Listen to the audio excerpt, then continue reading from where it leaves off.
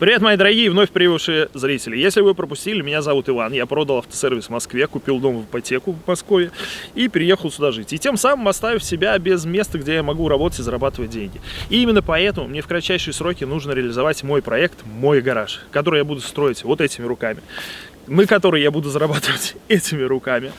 И все показывать вам. Сегодняшнее видео у нас про важнейший этап строительства – это фундамент. Фундамент, знаете, это тема, которая вызывает множество споров, разговоров в интернете. В общем, я все это почитал, посмотрел, собрал все воедино, собрал информацию о своих друзей бетонщиков и реализовал это все в своем фундаменте. Именно поэтому я считаю сегодняшнее видео, кто интересуется этой темой, кому тоже предстоит заливка фундамента, расставить все точки над «и», и вы наконец-то все поймете. На самом деле ничего сложного там вообще абсолютно нет. Также у вас возникнет вопрос по поводу стоимости, да, фундамента. Стоимость я выложил по позициям прям в телеграм-канале, ссылку оставляю в описании, заходите, смотрите. Почему в Телеграме? Потому что вы там сможете по позициям прям понять, посмотреть, кому что подходит. Вот, допустим, у меня есть дренаж, может, он вам не подходит. И, в общем, по позициям посмотрите, поймете, сколько что стоит на осень 2024 года. А стоит, ребят, просто дохренище, я вам так скажу. Я в шоке, если честно. Ну ладно, не будем о грустном, будем о веселом. О сегодняшнем видео, оно действительно веселое получилось, позитивное, классное. И, наверное, это одно из лучших видео вообще в целом на моем канале.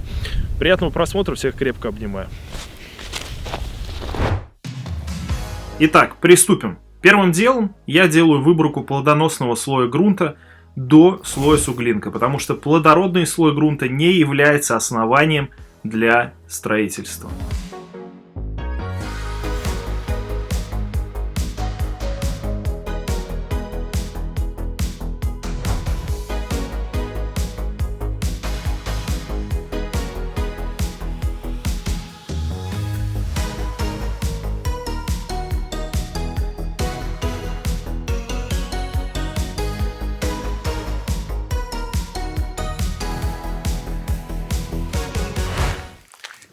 Сейчас я расскажу.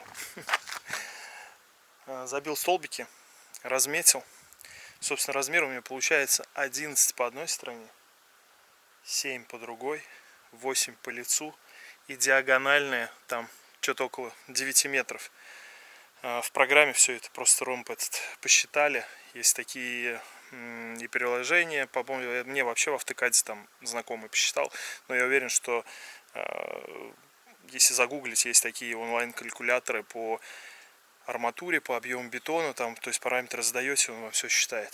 Вот. Что у меня здесь, значит, получается? Получается, у меня здесь отступ. Я сделал 1,30 м. Сорян, батарейка села. Итак, продолжим. Собственно, что мы имеем? Мы имеем столбики, да, и общая площадь у меня получается здесь 72 квадратных метра, 11 метров, 7 метров и по лицу 8 метров. Отступ от границы 1,20 м сделал, потому что я не знаю вообще, насколько здесь правильно стоят столбы. По закону должен быть метр для хозяйственных построек и гаража и так далее, в общем, нежилых помещений. Соответственно, по периметру идет отступ как раз в метр где-то. Сделано это для того, чтобы подушка получше насыпалась, да, под бетон, и, соответственно, дренаж я бы еще буду закладывать. Также прокопал сразу трубу, под трубу канализационную, у меня здесь септик стоит, кину трубу с гофрой, с футляром техническим, не знаю, вот туда заведу, может, кабель и так далее. Вот как бы так. Сейчас геотекстиль я привез. Будем стелить геотекстиль, а дальше уже по слоям я расскажу, какой слой, для чего, почему и почему, собственно, я так делаю. Погнали.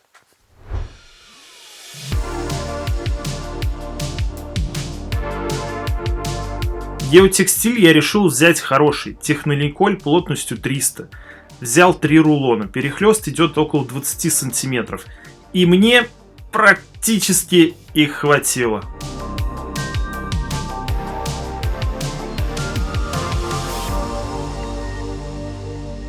Как говорится, сколько вот не бери, все равно в магазин бегать. Как такое вообще получилось? Прям буквально, да, вот везде по чуть-чуть бы взять, оттянуть, и все, и хватило бы. Ну, в целом, что, кайф, все застелилось. Почему нахлыст, собственно, делал? Потому что отсыпется подушка, дренажная труба ляжет, потом отсыпется щебень поверх нее и закроется как карманы. И потом вот эти уже, которые до фундамента части будут, я их отсыплю, не знаю, наверное, крупным щебнем отсыплю, дабы сэкономить. Хотя не знаю, насколько туда вообще щебень уйдет при протрамбовке площадки основной. Ну что, сидим, ждем с боксе. КамАЗ первый с песком. Бокс. Это будет самый большой лоток в твоей жизни. Ты в курсе?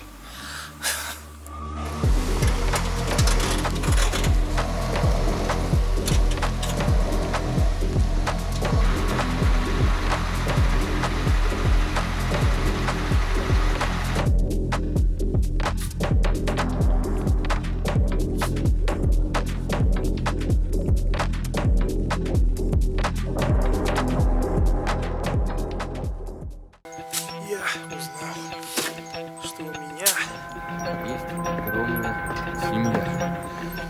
и травинка, и лесок, Поле, каждый колосок. речка, небо голубое. Это все мое, родное. Это родина моя. Всех люблю на свете. Знаете, все чаще и чаще думаю о тракторе. В принципе, не так-то и дорого, 2500 на часочек его вызвать. Единственное, что радует, то, что вот ту площадь ее засыпать не нужно. Ладно, посмотрю сейчас вообще, как пойдет. Вроде как бы песок расходится, но возраст, спина, вот это вот все. Ладно, газуем дальше.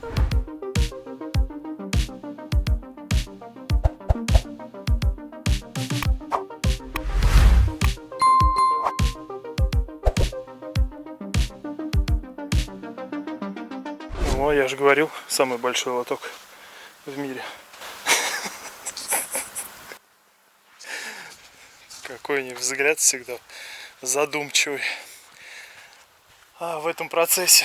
Так, ну что, я как бы должен сказать, что дело близится к завершению в целом. Ладно, сейчас завершу, скажу.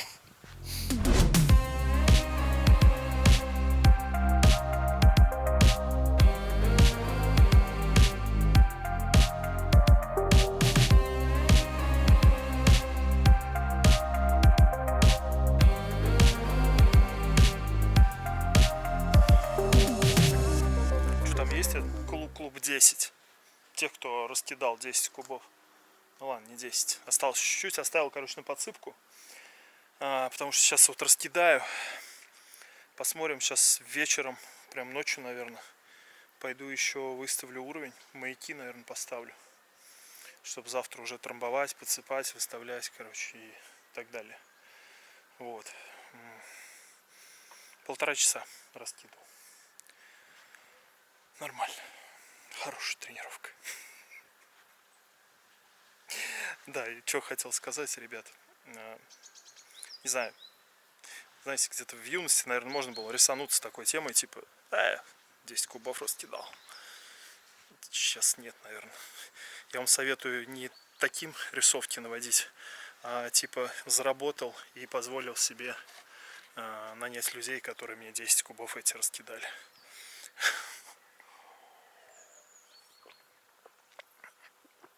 О, кайф.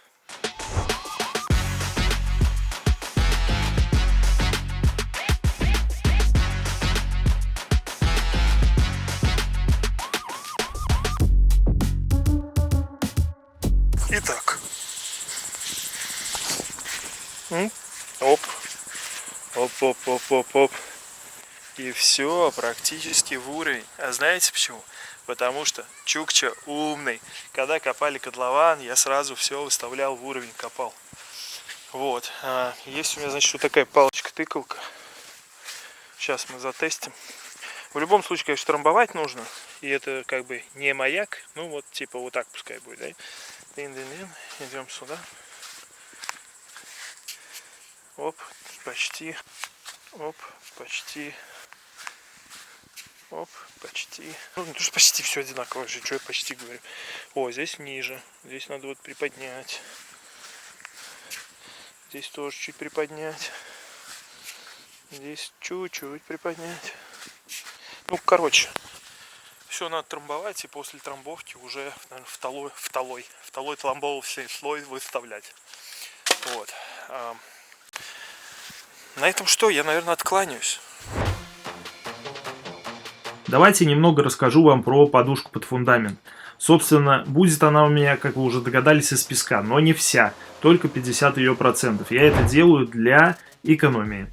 Собственно, 50% песка и 50% гравия фракции 20/40 через, конечно же, геотекстиль. По-хорошему, вообще нужно на моем грунте, на пучинистом, делать подушку полностью из гравия. Но, опять же, с целью экономии решил вот пойти таким путем.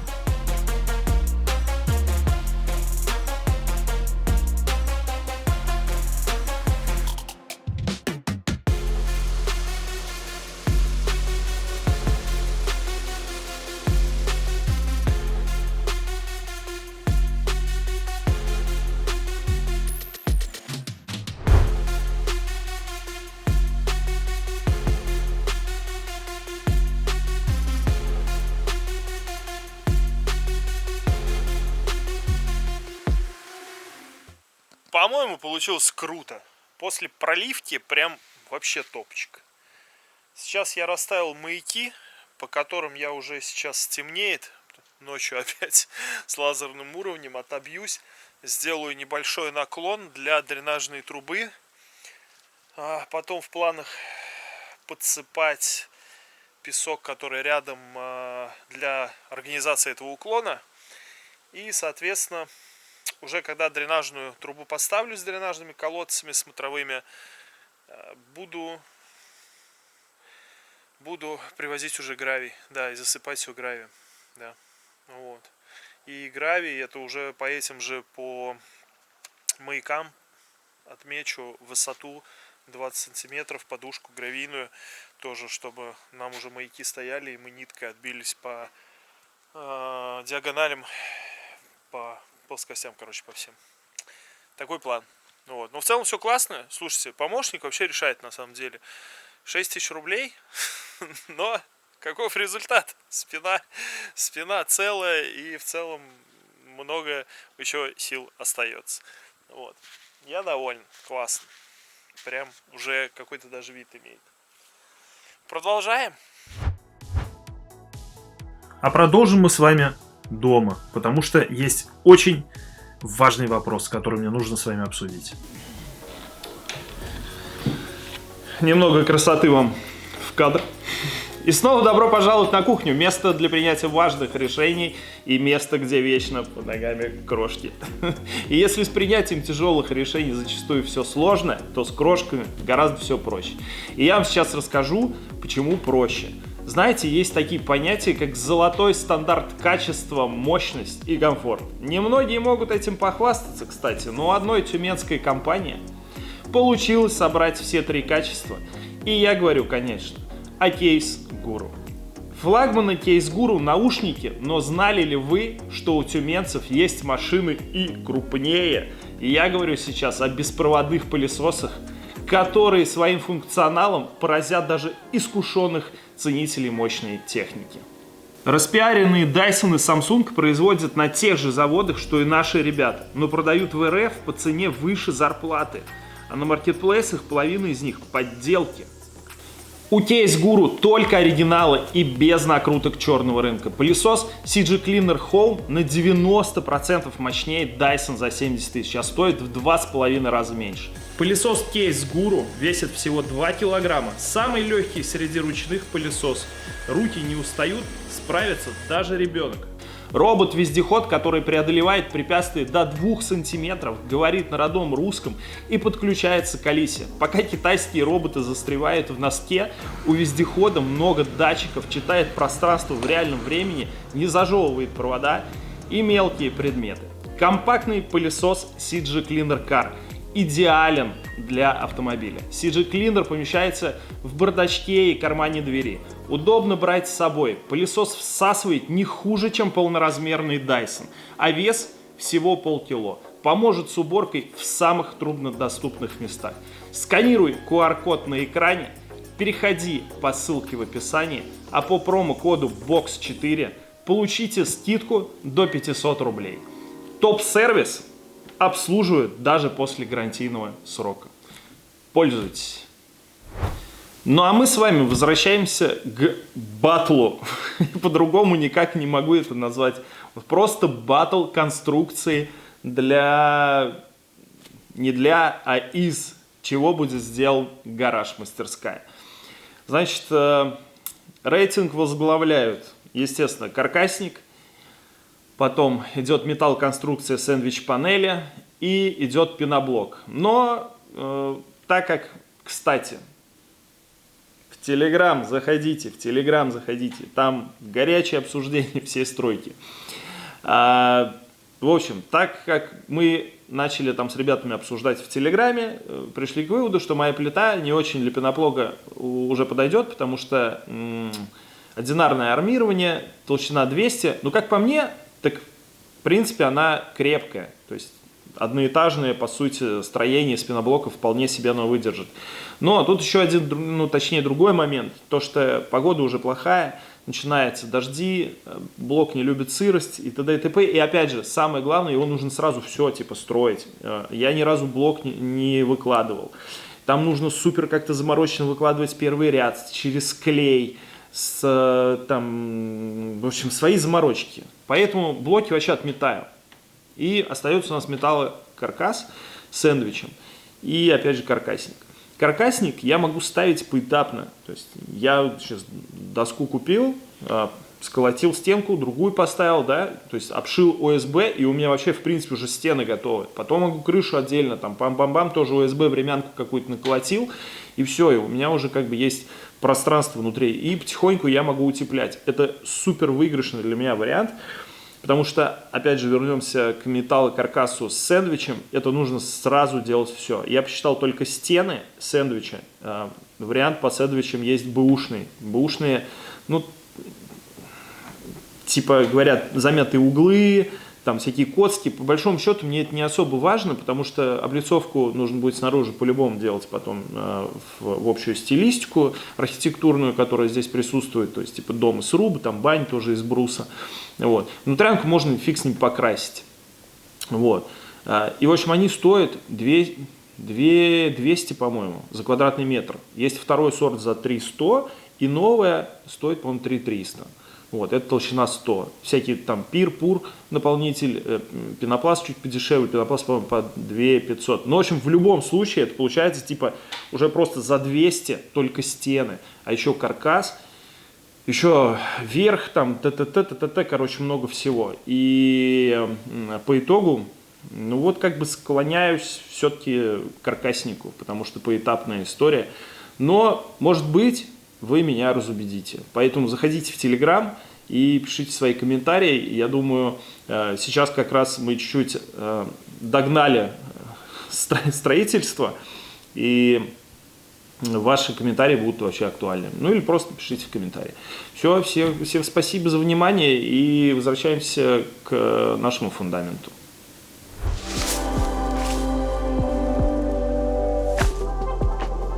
Трубу взял уже готовую, в изоляции.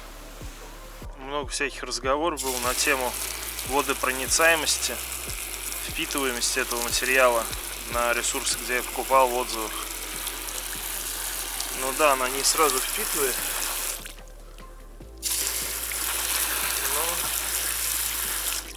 но в целом уходит, о чем свидетельствует вот, собственно, слитая вода.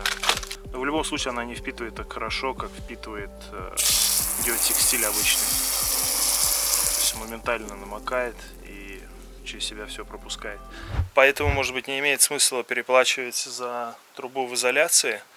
Ну, типа просто ПНД трубу уже под дренажку купить, прорезанную, с прорезями, и завернуть ее в геотекстиль. Ну, как вариант, из вариантов.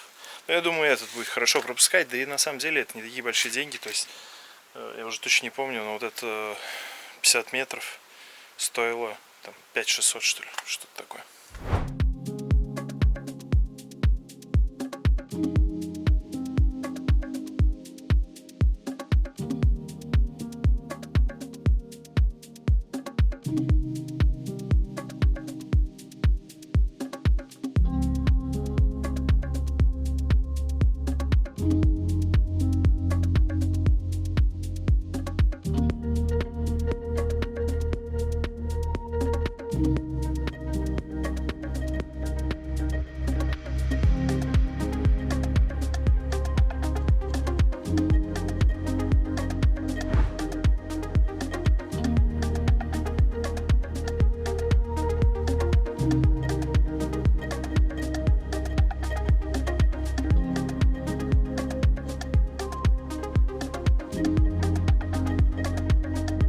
Итак, подытожим. Нитки я натянул по уровню, который вчера выставил, и, соответственно, разложил дренажную трубу. Выставил ее сейчас, подсыпал где необходимо, выставил ее в ноль, для того, чтобы работала моя теория. Теория, основанная на просто обычных законах физики. Но работать это будет, я считаю, только в тех системах, где стоять будет дренажный насос. Где система будет работать самотеком, там, соответственно, нужно делать уклоны. А система, собственно, в том, чтобы сделать все в уровень. И когда уровень вообще набирается, в одной точке есть все-таки небольшой уклон, там собирается и более глубокий колодец под дренажный насос, там скапливается вода и сбрасывается, и этот общий уровень, соответственно, падает со всей плоскости.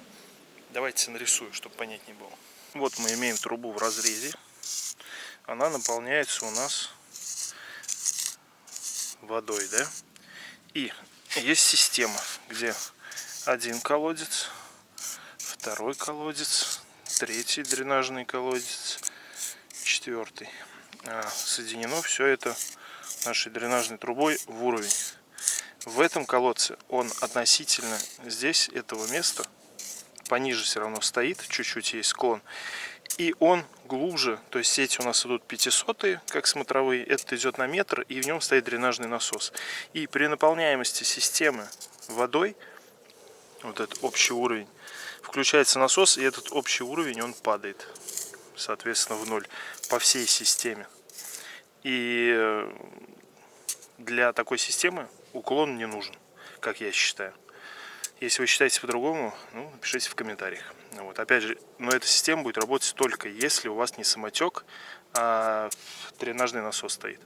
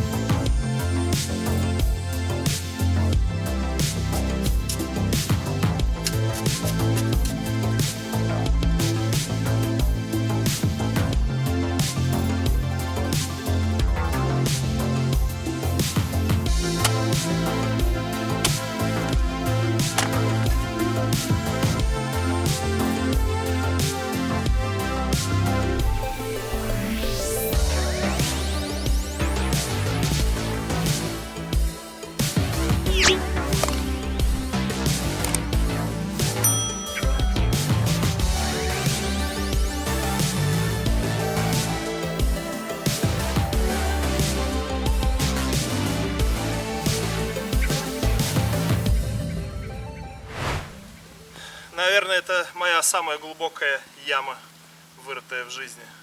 Почему-то, когда копаю, все время думаю о двух вещах. Как работают могильщики и, может быть, клад найду. У вас так же, нет? В общем, что? Все 4, как их правильно, ямы, приямки, в общем, места под дренажные колодцы выкопаны. Сейчас все перестилаю геотекстилем. Жду щебенку, потом уже щебенку делаю, подсыпаю подушки под колодцы, все это выравниваю, потом трамбуем, и вроде бы все уже к финалу должно близиться. Потом останется опалубка, арматура, обвязать, бетон привезти. Ну, короче, что тут вообще ерунда. Пошли.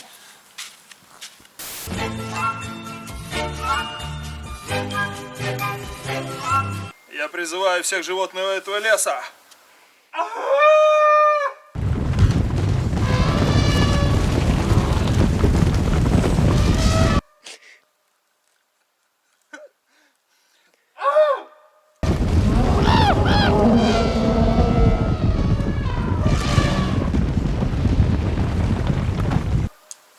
Все пришли.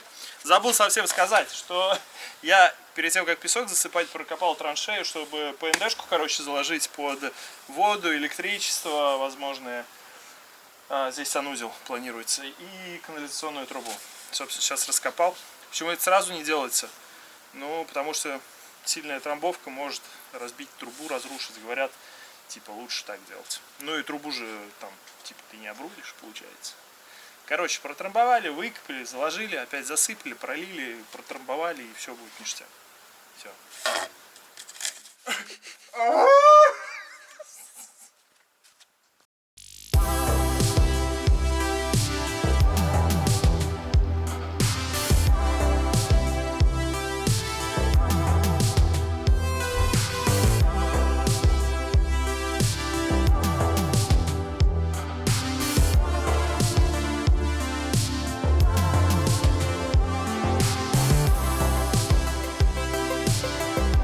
Все, с песком мы наконец-то закончили, и теперь можно приступать к следующему слою нашей подушки под фундаментную плиту.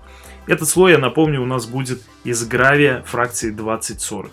Но перед тем, как его перевести и засыпать, нам необходимо перекрыть песок тем же геотекстилем с такой же плотностью 300, но хотя в целом можно использовать плотность попроще, но я решил как бы использовать тот, который у меня и был изначально.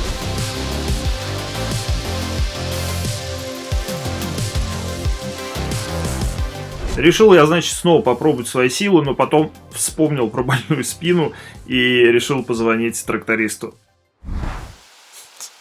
Звонок другу.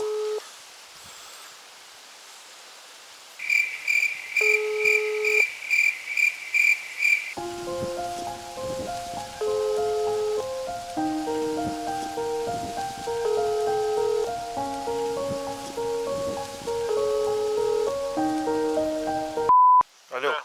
Иван, здорово. Здорово. Слушай, скажи, а ты трактором же можешь разровнять площадку небольшую с щебнем? Ну, короче, типа под фундамент.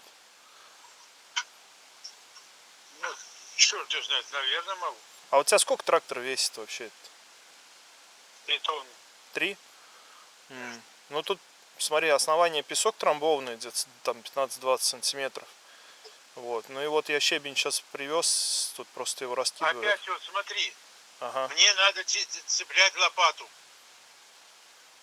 Ну, типа, отвал, да? Да, да. У меня без лопаты я снимаю ее. Я понял. А сколько вообще денег-то это будет стоить? Тут, ну, а сколько, какая машина? Да тут 10 кубов приехал, но я что-то лопатой тут подраскидал уже, и что-то их почти ничего и не осталось. Я сейчас, наверное, может, еще одну буду вызванивать. Ну, в общем, 3000 машина. 3000 машина, да? Да. Понял.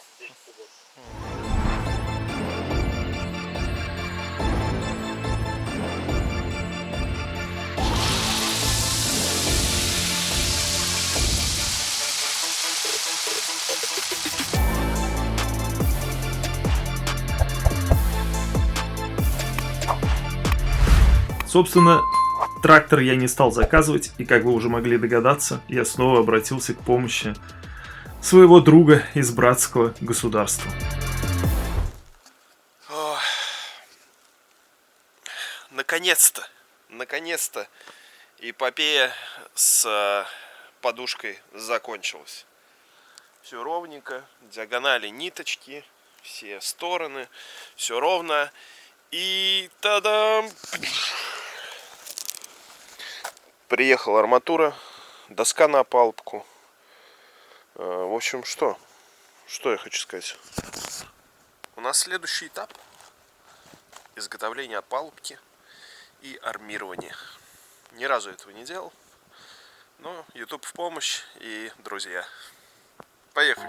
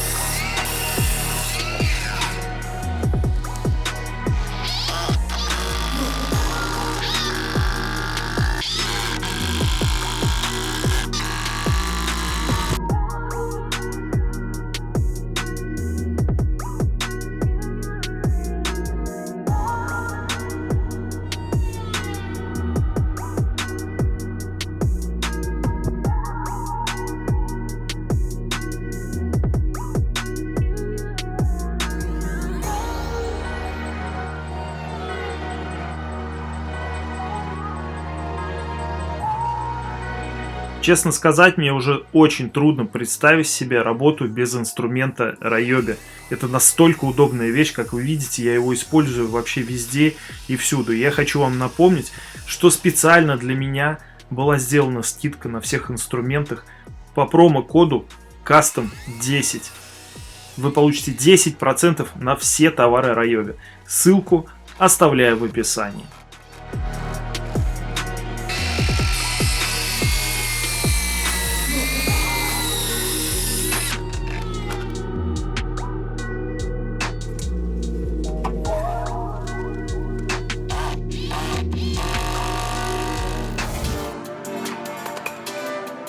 Дорогие друзья, также хочу напомнить, что уже совсем скоро, я надеюсь, что уже совсем скоро, Mercedes крутейший, редчайший W123 купе может достаться одному из вас. Для этого вам всего лишь навсего нужно пройти по ссылке в описании в закрепленном комментарии и сделать донат 1000 рублей. Всего лишь навсего 1000 рублей, и вы получаете шанс получить такую крутую тачку.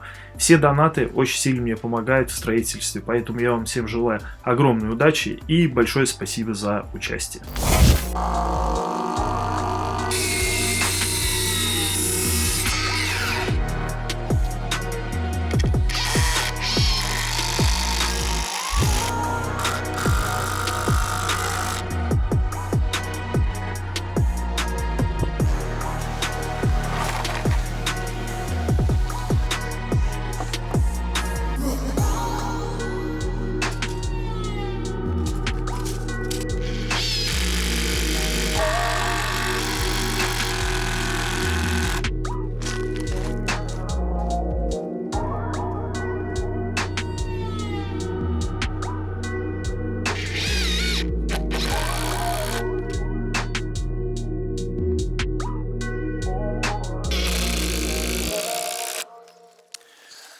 Так, ну что, как бы присутствует, все, доска в периметре, и хоть вид какой-то получается уже.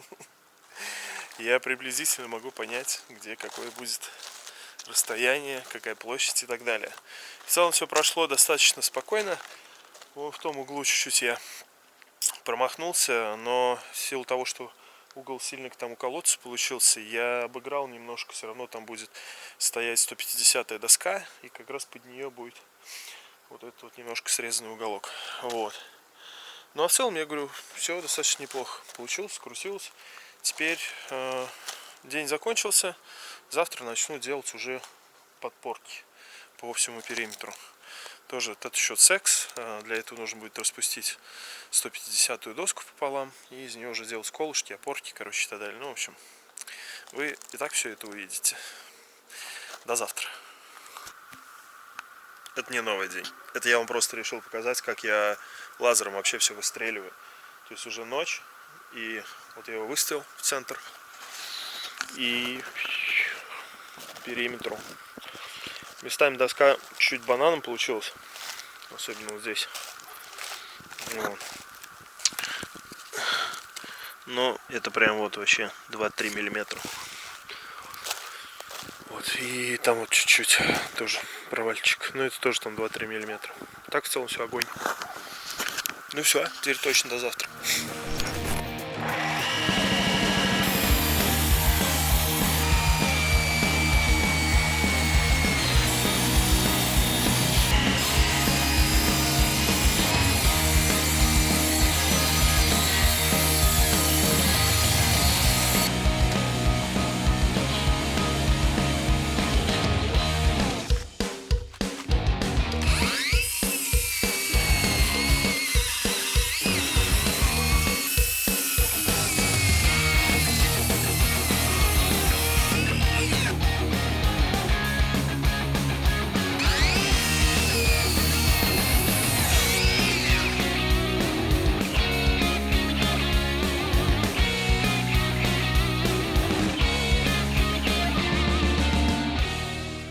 Как будто на оборотней, да, собрался. Колышки, в общем, 31 штука по периметру. Напротив вот этих вот перемычек. Соответственно, забиваю в грунт, а потом уже к ним распорки прикручиваю доски. Вот такая достаточно простая и незамысловатая, но в то же время рабочая схема. 31 штука. Ладно, поехали.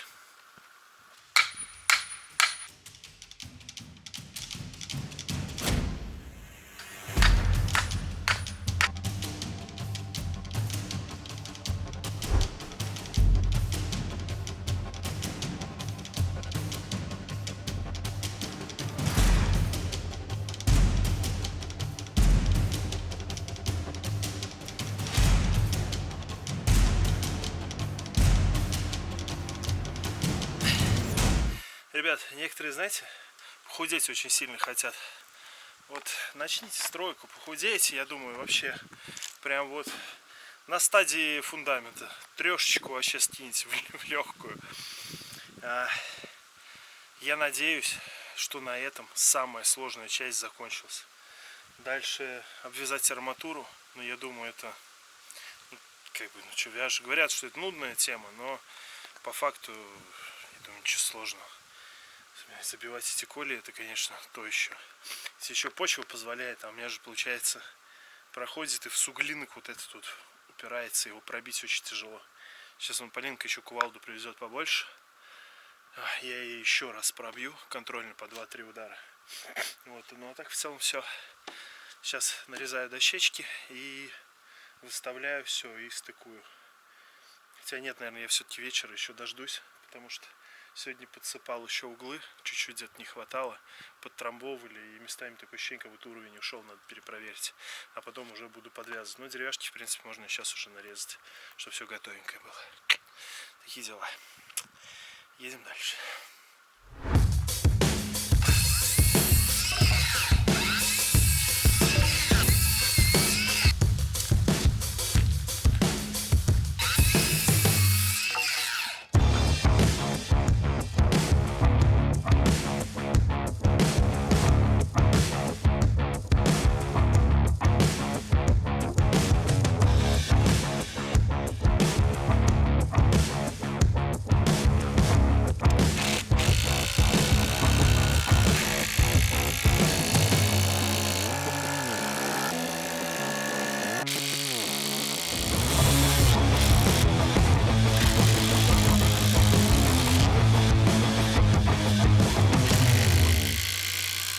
Дын-дын-дын, вечернее включение. Ну что, все прикрутил, все распорки поставил, уровень кинул, как вы можете увидеть, все прям четенько. Вот. И это говорит нам о чем? Это говорит нам о том, что можно стелить пленку как гидроизоляцию и, соответственно, закидывать арматуру, вязать арматуру. Ну и все, и заливаемся. Жду не дождусь, когда вообще это произойдет. Вперед! Салютики. Короче, сегодня дождь идет. И прикиньте, что произошло. Блин, доска намокла. Это нитка, это типа сколько она сюда выходить должна. И ее выгнуло. Хорошо, что выгнуло в правильную сторону, хочу сказать. Туда ее задвину, перекручивать придется. Блин, там прям вообще сильно выгнул.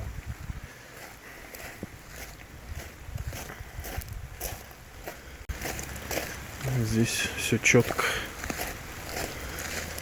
Тут вообще нитка упала.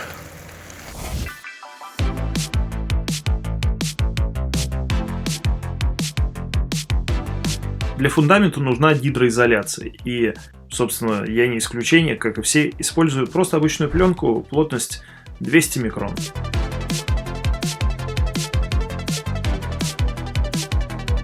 Армирование я буду делать в один слой, мне этого вполне себе достаточно для тех нагрузок, которые у меня будут от моей конструкции.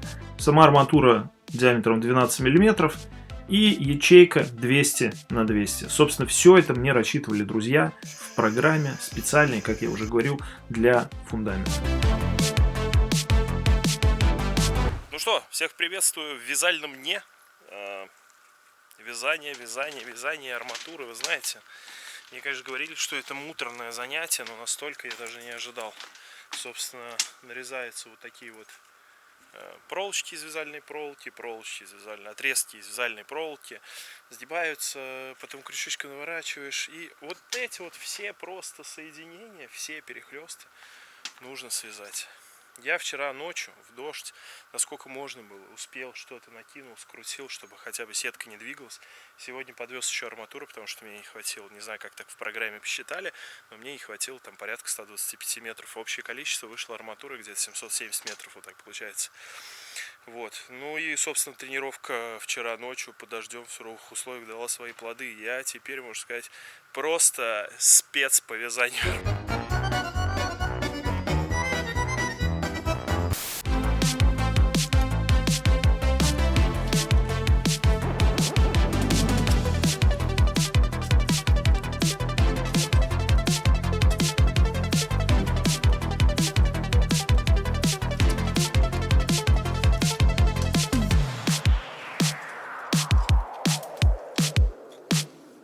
Официальное заявление. Не лень, двигатель прогресса, а больная спина. Сделав 3 ряда, я понял, что все это расстояние вообще не вывезу.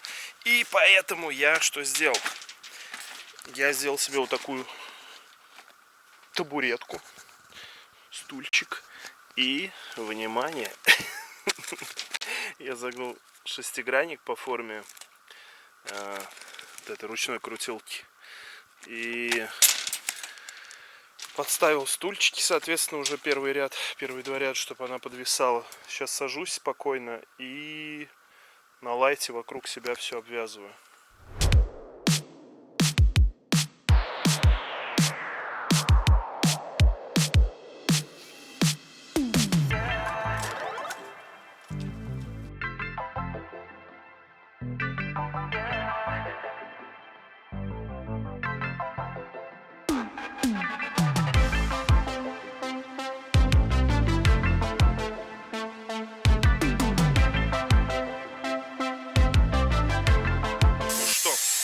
У нас день X, и буквально через час уже приедет бетон. И посмотрите, я сегодня не один. Александр приехал, Пушка Гараж, красавчик. Юрец неразумный приехал, красавчик со своим Хилти, Милвоки, точнее, инструментом. Бомба. В общем, но нарисовалась проблемка. Я планировал въезд оттуда. Юрец приехал на автодоме ночью и заехал туда, на эту площадку. И сегодня были очень проблемы большие по поводу выезда его оттуда. Поэтому отпадает вариант заезда бетономешалки на ту площадку. И мне сейчас придется срезать один столб забора, чтобы КамАЗ туда задом зашел. Юрца отсюда уберем. Вон Вовчик еще приехал на помощь. Короче, сейчас вчетвером. Тын. Арматуру довязываем. Столб я сейчас срезаю. Я надеюсь, все получится. Еще подгон от хорошего, доброго человека. Санечка, спасибо. Сейчас попозже расскажу про приспособы для того, чтобы процесс этот сделать максимально комфортным и быстрым.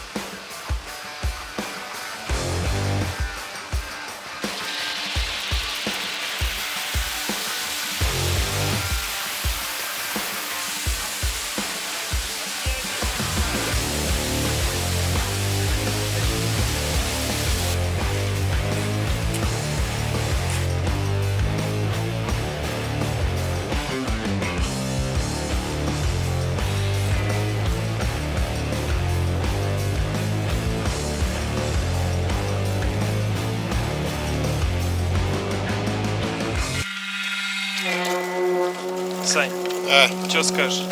Да что, меня звали сюда просто шашлык поесть. А потом сделали из меня из рабыни Узауру. Узауру? Узауру. Шашлык-то дали хоть? Нет.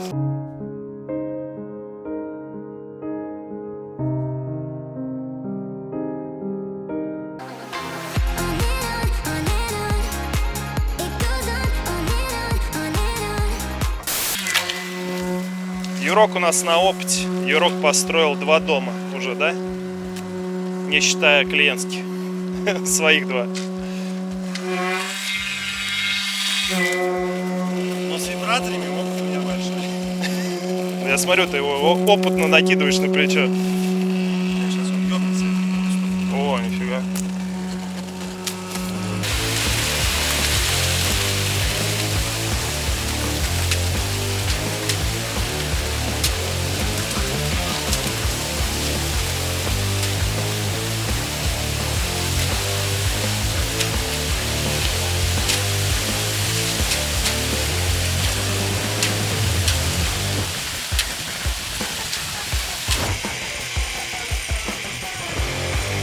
А вот, собственно, и та самая штука, которую нам дал любезно Александр. Саня, спасибо тебе огромное. Это виброрейка. С помощью нее мы все это дело сейчас развибрируем и выровняем.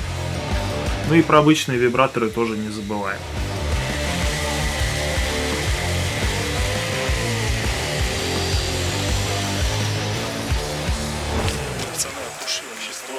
Просто мои герои, я отвечаю.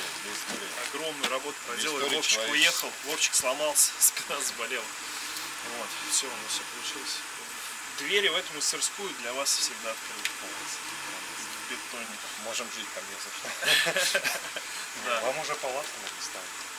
Уже сейчас застынет, уже что-то можно будет там, наверное, уже делать. Кайф. Все, спасибо, что посмотрели этот выпуск. Всех крепко обнимаю. Подписывайтесь. Кстати, самые новые новости в телеграм-канале. Там вы офигеете вообще, насколько прогресс вперед идет, в зависимости от выпусков, которые выходят на канале. Поэтому подписывайтесь, следите. Все, всех обнял и до новых встреч. Пока-пока.